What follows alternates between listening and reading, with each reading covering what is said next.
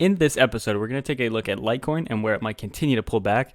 As well, we're going to look at Bitcoin and the RSI still indicating that we might have some downside momentum before we switch to the upside. And I want to look very briefly at this article detailing a little bit about why this individual seems to think that the Bitcoin price rebound on April 2nd that brought Bitcoin over 5,000 US dollars might be significant, and also talk about the bigger picture around this price rebound.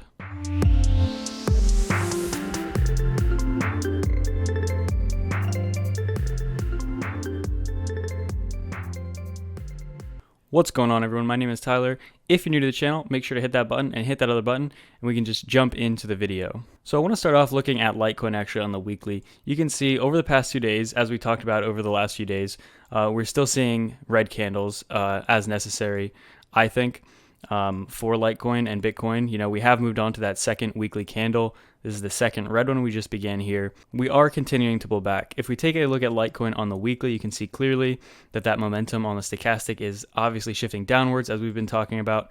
And on the regular RSI, you can see that kind of pulling back as well. If we want to switch over to Bitcoin really quickly, you see the same thing. Weekly, still facing rejection off of this 50 moving average.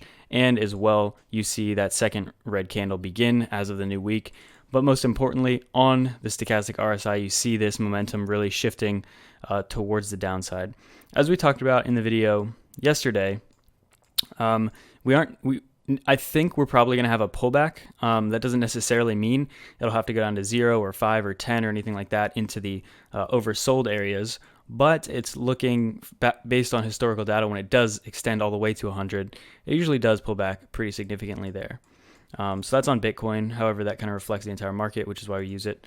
Switching back to Litecoin, we can look on the daily then. We clearly as well have not hit the 50-day moving average here, which would be around 65, 66 US dollars as of right now. Still really finding support right around 75, 77-ish, right around that area.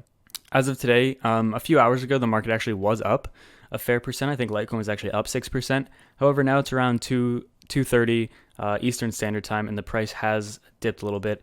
If we take a look really quickly on CoinMarketCap, you can see prices are down across the board slightly, basically even, about 1-2% max down for a lot of these coins here.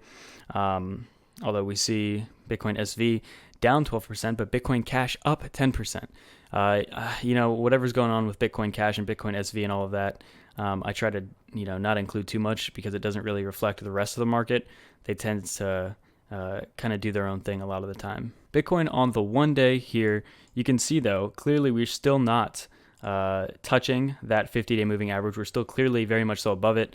That pump from April 2nd and even continuing on April 3rd really brought us up to 100 US dollars before getting bounced back down and closing the candle at about 86 US dollars there. One thing you can see on the daily for the stochastic is you see almost bottoming out. We could spend a little time down here. If we look in the past, you can see that there have been plenty of times where we stay in the oversold areas for a very long time. This was January 12th to January 22nd, so almost 2 weeks. Then again here, November 15th to November 26th, again, about 2 weeks in that oversold area. So we could spend some time in the oversold, but as well, you can see that we don't always necessarily have to stay oversold. We can bounce very quickly back. And that's just the stochastic RSI's momentum there. Pretty interesting to look at. If we look at the 4-hour on Litecoin, you can see very clearly here, again, bouncing off of that 50 moving average, not able to stay above it, but again, finding support in this area, which we see since April 11th. We've been finding support kind of around the $77 to $79 range here. Let me try to circle that zone better. Right around this zone here. And again, that seems to be where we're finding support. However, again, indicated here by the stochastic, it looks like the momentum is shifting down, and this is on the 4-hour. So we're probably going to see continued pullback for Litecoin there. And on the daily, or on the 1 hour, you can see again, same thing here. Stochastic is basically bottomed out around 6, bounced off of this back into the oversold, didn't get out of the oversold conditions, and we're still, below this 50 moving average here. But again, I want to switch to Litecoin on the daily. You can see this here, and I actually, before we get into more looking at Bitcoin and Litecoin's price, I do want to transition to this very quickly because I think it has a lot to say about Bitcoin and the recent bounce that it had. So Bitcoin's out of the blue bounce over 5,000 this month prompted some predictable pontificating from price-obsessed people within and outside of the crypto community. The article continues to say that some people think this is the end of the bear market. Some people think, this is going to do exactly what it did in the last bull run in the last bear market, the end of the last bear market into the bull run in 2015, bouncing kind of near its lows and then going upwards, which we've seen a lot of people talking about, and a lot of other people again saying that it's based on nothing and that it surged because nobody learned their lesson after the last crash. And those are kind of the bearish, pessimistic people in the space. Novak saying, to be clear, Bitcoin is absolutely worthless. It's fake money that's about as practical to use in the real world as monopoly bills. Interestingly enough, a video I posted about 2 weeks ago, I talked about my coworker who called it monopoly money. As I talked about in the video, she was very not informed about crypto, not bashing her at all, but she hadn't spent any time learning about crypto. This person, I'm hoping, spent some time looking at it, but based on his comment about it being monopoly money, he probably does not know very much about Bitcoin and cryptocurrency. With that being said, the reason I bring this up kind of is just to highlight the fact that it's very well known that a lot of people are excited about what we've been seeing, specifically this bounce on April 2nd. Does that mean, though, that we are going to continue to climb and get out of this bear market? No, it doesn't mean necessarily, but I do think in terms of the distance that we've been in this bear market and hitting that bottom very similarly, and that's what the article states about comparing this to 2015, from the all-time high there to the time it hit the low was about 400 or so days. And currently from our all-time high until now, which might be the low, is about, almost 500 days actually. Actually where the low was about 400 days. So very similar time frames there. If we would continue to bounce and go lower, not only would that pretty much mean this is a worse bear market than the last bear market, but it also means fundamentally, or not fundamentally, but technically we would probably have to, spend a lot more time going through this bear market.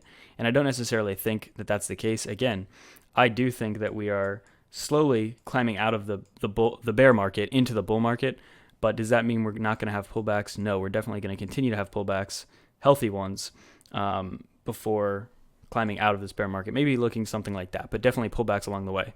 Again, these things move very much so, very much similar to the past, and they've kind of always had kind of like a ripple to them, they do. It's not ever a straight line up and down. You can see I'm kind of tracing these lines, and you can see these are not straight lines. It goes up and down a lot. To put it simply, it goes up and down. To get a better picture of that, looking at Bitcoin on the daily, then you can see that the stochastic is getting down there right around 6 or 7 right now. On the 4 hour, you can see clearly we right now, at least for Bitcoin, is trying to find support on this 50 moving average right here, which it was from April 11th until recently. However, currently we're below that. So right now we're kind of testing it for support there. And that is on the 4 hour. On the 1 hour, we've clearly again broken out of this, but it's not the first time. You can see back on April 11th, we broke underneath it, and we're still testing it really. First time we got above it was really yesterday, and we traded above it for maybe like 12, 16 hours and then broke underneath it. So Bitcoin still has a fair amount to go to get above this 50 moving average. But ultimately, the most important thing I think to look at on the macro time frame here is just getting above this 50 moving average on the weekly, because we haven't been able to do that. We haven't been able to do that at all during 2018 or 2019 so far. We've been underneath it. See, we've just tested it for support and failed many times and not been able to stay above it, and ultimately got pushed back under it. Right now is a very critical point. And, it is possible that we test this for a while, and it is possible that we spend weeks and we fail, and maybe we're at like 4,000 Bitcoin, maybe we're at 4,000, 4,300 Bitcoin, maybe even below that, 3,900. If it really stayed anywhere below 39, I think that would be a pretty bad sign. Especially if it stayed there for about a week or so, that would not be good. However, again, right now, even if we fail right here and have to come down here, we could, trade a few weeks, and then we could ultimately get back up, and that could actually indicate the beginning of, trading up in this area. Let me draw a little better, maybe trading up in this type of range, which would be a lot better, and really could signal the end of the bear market, which is what everybody's kind of hoping for, everybody's watching for, and ultimately kind of what everyone's excited about. So that's Bitcoin. If we want to look again on the 4 hour here, mainly right here, we're just testing this for support. Again, we broke through it on the 1 hour and we couldn't find support yet, or we're still testing it as resistance, I guess, because we got above it for about a day and then we went back under. But on the 4 hour, you can see clearly we're still struggling to get above that. Really, on the 4 hour, this was finding support, and on the 1 hour was finding resistance there. But now on both of them, they are finding resistance and are not able to get above that. As for Litecoin, it very much so follows Bitcoin, but one thing, interestingly enough, we do see Litecoin kind of holding its own. Even earlier today when Litecoin was up about 6%, Bitcoin might have only been up 2 or 3%, I think is what it was. So Litecoin was up significantly, and I think what we're going to see is that when the market does have healthy moves like we've been seeing over the past few weeks, Litecoin performs very well, and that's why we see Litecoin hitting $100 before bouncing back. That is let's take a look. That is a 67% gain from about $60. Actually, from here to here, yeah, about a 60% gain, roughly. So that's pretty good for Litecoin. But yeah, let me know what you think in the comments. If you're new to the channel, make sure to hit that button and I will see you in the next video.